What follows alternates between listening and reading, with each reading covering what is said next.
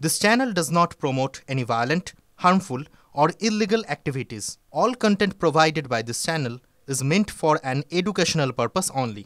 Cancer Healer Center, a new beginning. আজ 21শে ফেব্রুয়ারি। আজ ভালো ভাষা না বললেই নয়, কিন্তু এই ভাষা শহীদদের শ্রদ্ধা জ্ঞাপনেও রীতি ভাঙলেন ইউনূস। রাষ্ট্রপতি মোহাম্মদ শাহাবুদ্দিনের শ্রদ্ধা জ্ঞাপনের সময় ঢাকায় শহীদ মিনারে উপস্থিত ছিলেন না অন্তর্বর্তী সরকারের প্রধান উপদেষ্টা।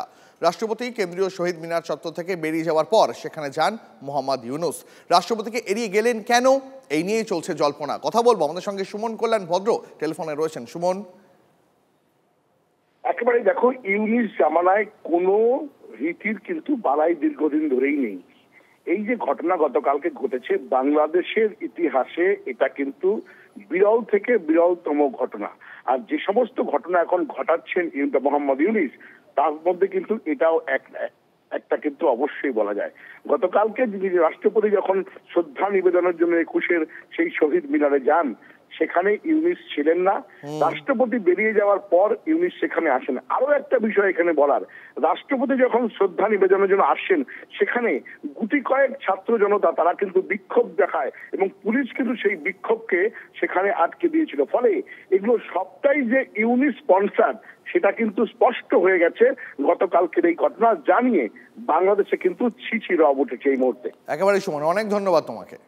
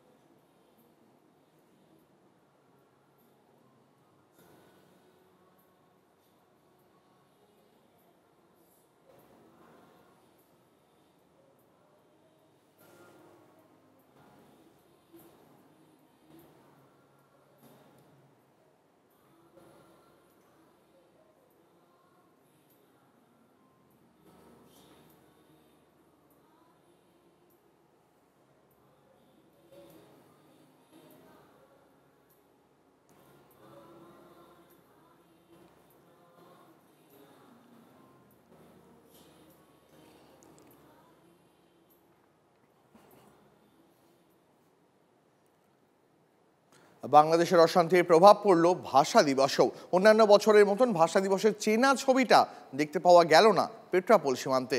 পেট্রাপোলে নোম্যান্সল্যান্ডের শহীদ বেদিতে প্রত্যেক বছর দুই বাংলার প্রতিনিধিরা একসঙ্গে মাল্যদান করতেন, মিষ্টি বিনিময় চলত।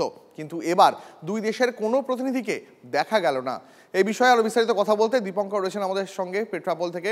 দীপঙ্করের সঙ্গে কথা বলবো। এর পাশাপাশি রূপক, আমাদের আরেক সহকর্মী, তিনিও আমাদের সঙ্গে রয়েছেন। আমি শুরুতেই দীপঙ্করের কাছে যাই। দীপঙ্কর, এবারের ছবিটা এতটা আলাদা হয়ে গেল, পুরোটাই কি বাংলাদেশের অশান্তির প্রেক্ষাপটে? একদমই তাই। তুমি যেমনটা বললে, বাংলাদেশের যে অশান্তি, সেই অশান্তির প্রেক্ষাপটেই কিন্তু বনগাঁ পৌরসভা, ছয়গড়িয়া পৌরসভা যারা মূলত এই অনুষ্ঠানে উদ্যোগ নিতেন, সেই দুটো জায়গা থেকে কিন্তু বলা হচ্ছে বাংলাদেশকে বয়কট করা হলো। এখানে বনগাঁতে স্থায়ীভাবে, এটা সারা বছর থাকে, এই ভাষা দিবস উপলক্ষে স্থায়ী শহীদ বেদি, এই শহীদ বেদিতে জমায়েত হতো। অন্যান্য বছরগুলোর যে কর্মসূচি থাকতো, এই শহীদ বেদিতে জমায়েত, এখানে মাল্যদান, এবং তারপর এখানকার যে সমস্ত প্রতিনিধি একদম মিছিল করে এই রাস্তা দিয়ে চলে যেত পেট্রাপোল সীমান্তে 1.5 থেকে 2 কিলোমিটার দূরে। এবার সেখানে আবার আলাদা প্রতীকী শহীদ বেদি তৈরি করা হতো। সেখানে দুই দেশের প্রতিনিধিরা মাল্যদান করতেন, দুই দেশের ডেলিগেটস, দুই দেশের মন্ত্রী, দুই দেশের শিল্পী, তারা উপস্থিত থাকতেন। কিন্তু এবার তুমি দেখো এই জমায়েতটা, এটা কিন্তু এই জায়গাটায় কিচ্ছু নেই, ফাঁকা। কারণ এখানে কোনো রকম অনুষ্ঠান রাখেইনি পৌরসভার তরফ থেকে এবং ছয়গড়িয়া পঞ্চায়েতের তরফ থেকে। তার পাল্টা যেটা হচ্ছে, তারা কিন্তু ভাষা দিবস উপলক্ষে যে অনুষ্ঠান, সেই অনুষ্ঠানে অংশ নিচ্ছে। শুধুমাত্র নোম্যান্সল্যান্ডে কোনো অংশ নেওয়া হচ্ছে না। বাংলাদেশের তরফ থেকে দুই একটা সংস্থা তারা আবেদন জানিয়েছিল, তাদের সাড়া দেয়নি পশ্চিমবঙ্গের বনগাঁ পৌরসভা এবং ছয়গড়িয়া পঞ্চায়েত। তারা প্রত্যেকেই আলাদা আলাদা করে নিজেদের অনুষ্ঠান করছে।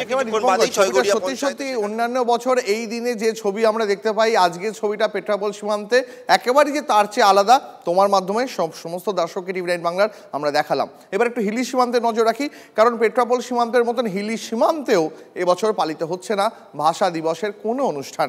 অন্যান্য বছর বাংলাদেশের তরফে যৌথ ভাষা দিবসের অনুষ্ঠানের আয়োজন করা হয়ে থাকে, কিন্তু এবারের ছবিটা পুরোপুরি আলাদা। এবারে ছবিটা দেখাবেন আমাদের সঙ্গে রূপক রয়েছেন হিলি সীমান্ত থেকে। রূপক, ছবিটা একবার দেখবো।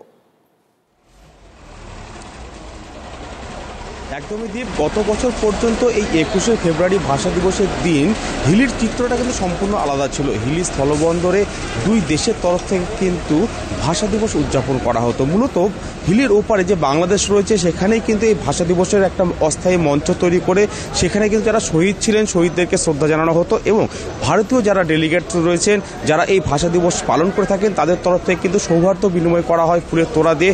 একটা সময় একদম হিলির জিরো পয়েন্টে, আমি একটু দেখাতে বলবো আমার সহকর্মীকে, একদম জিরো পয়েন্টেই কিন্তু দুই দেশের প্রতিনিধিরা এসে তাদের মধ্যে সৌহার্দ্য বিনিময় করা হতো, ফুল দিয়ে এবং মিষ্টি এই শুভেচ্ছা বিনিময় করা হতো। এবার কিন্তু এর কোনো চিত্রই কিন্তু এখানে দেখা যায়নি। সকাল থেকে কিন্তু স্বাভাবিকভাবে যেসব বাংলাদেশে গাড়ির পণ্য গেছিলো সেগুলো ফেরত আসছে। দুই দেশের তরফে কোনো রকমভাবেই কিন্তু একদম জিরো পয়েন্টে কোনো রকম এবার ভাষা দিবস পালন করা হচ্ছে না। এমনকি বাংলাদেশের ওপারে যে রেল লাইনের পাশেই যে ভাষা দিবস উদযাপন করা হতো বড় করে, সেটাও কিন্তু এবার করার অনুমতি দেওয়া হয়নি, কিন্তু সেটাই কিন্তু সূত্র মারফত জানা যাচ্ছে। এমনকি ভারতের তরফ থেকেও এবার হিলি এলাকাতেই কোনো রকমভাবে ভাষা দিবস পালন করা হচ্ছে না, শুধুমাত্র বালুরঘাট শহর এলাকাতেই এই ভাষা দিবস পালন করা হচ্ছে। তাই কিন্তু অন্যান্য বারের মতো এবারের এই চিত্রটা কিন্তু সম্পূর্ণ আলাদা। কয়েক বছর আগে পর্যন্ত কিন্তু আমরা দেখেছিলাম একদম এই হিলি জিরো পয়েন্টে কিন্তু দুই দেশের যৌথ উদ্যোগে কিন্তু ভাষা দিবস পালিত হচ্ছিল। তবে আইনি জটিলতার কারণে পরবর্তীতে দেখা যায় দুই দেশের তরফে আলাদা আলাদা করে ভাষা দিবস পালন করা, কিন্তু একটা সময় যৌথভাবে তারা এটা তো খুব পরিষ্কার একটা ছবি যে বাংলাদেশে যে ভাষা দিবসে অন্যান্যবার আমরা দেখতে পেতাম যেখানে বাংলাদেশেও একেবারে মর্যাদার সঙ্গে ভাষা দিবস পালন করা হতো, সেখানেও এবছর তাল কেটেছে। কিন্তু আশ্চর্যের কথা কি জানেন তো, আমাদের এই বাংলায় কিন্তু যথাযথ মর্যাদায় আজকের দিনটাকে পালন করা হচ্ছে, কিন্তু বারবার বারবার বাধা আসছে, বারবার ঘৃণা ছড়ানো হচ্ছে, বারবার নিশানা করা হচ্ছে আমাদেরই, আর সেটা করা হচ্ছে পড়শি মুলুকের তরফ থেকেই। কিন্তু ভারত বাংলা তারা কখনোই কোনো বিদ্বেষের, তারা কখনোই কোনো রকম ডিসপ্যারিটিতে পা দেয় না, তারা সব সময় সমস্ত ভাষাকে সম্মান করে।